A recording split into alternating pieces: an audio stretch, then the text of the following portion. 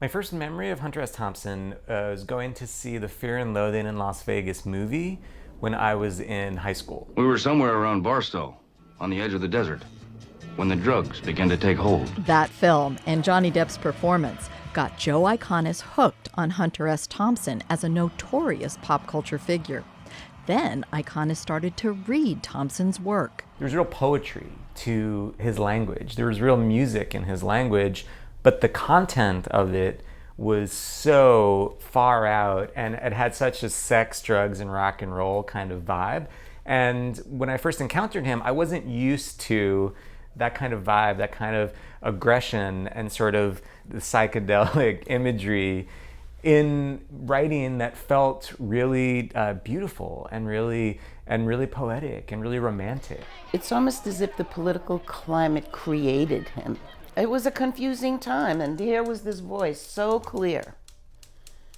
This is what I see, this is what I think. Take it or leave it. We present an objective point of view. Good journalism depicts, it doesn't disrupt. Hunter S. Thompson really created this idea of telling the truth in a completely subjective way. And at the time that he created it, it felt really groundbreaking, and it felt like something that was really in the hands of liberal thinkers. It felt like it was something that was in the hands of people who were challenging the establishment. I both love Hunter S. Thompson, and there's days when I get mad at him for having been one of the forerunners of some of the disinterest in truth or objective truth that I think we're living through right now. That's Christopher Ashley. 15 years ago, as the new artistic director of the La Jolla Playhouse, he commissioned Iconis to write a Thompson musical. I was really passionate about telling Hunter S. Thompson's story in a way that did not try to sugarcoat anything in his life and allows him to do things that are ugly and problematic, and then leaves it to the audience to decide, was this guy worth it? Sit down. I don't need to prove myself to any of you. Gabriel Ebert plays Thompson.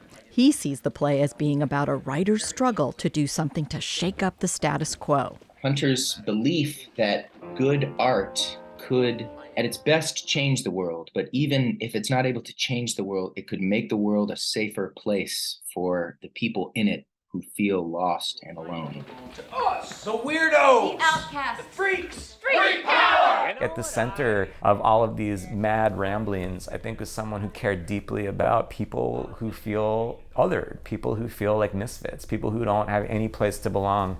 And he was trying to make a space for them. I'm gonna keep writing, but everybody else, get back center stage. Let's keep singing and dancing. What do I think Hunter S. Thompson would think about being the subject of a musical? I think he would hate it.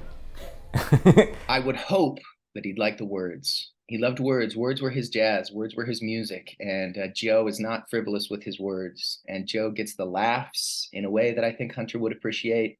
Joe tells the truth in a way that I think Hunter would appreciate, and Joe also lies in a way that I think Hunter would appreciate. I think he might have fessed up to some of the ways in which we really critique him. Not only was he smart, but he was also up for fun, and he was up for the unexpected, and hopefully this musical is both of those things. And Iconis does think Thompson would appreciate the themes. This show desperately wants to feel like it's making a place for people who don't often get a place made for them in the world and in musical theater specifically. And I think he'd like the puppets. Oh, and maybe the sex doll. The Untitled Unauthorized Hunter S. Thompson Musical hopes to be everything you love as well as everything you might hate about the man and the myth that was Hunter S. Thompson. The end. Thanks for watching. I'm Beth Accomando, KPBS Arts and Culture reporter, and I cover everything from plays at the La Jolla Playhouse to film reviews. So check out the playlist and subscribe. Thanks.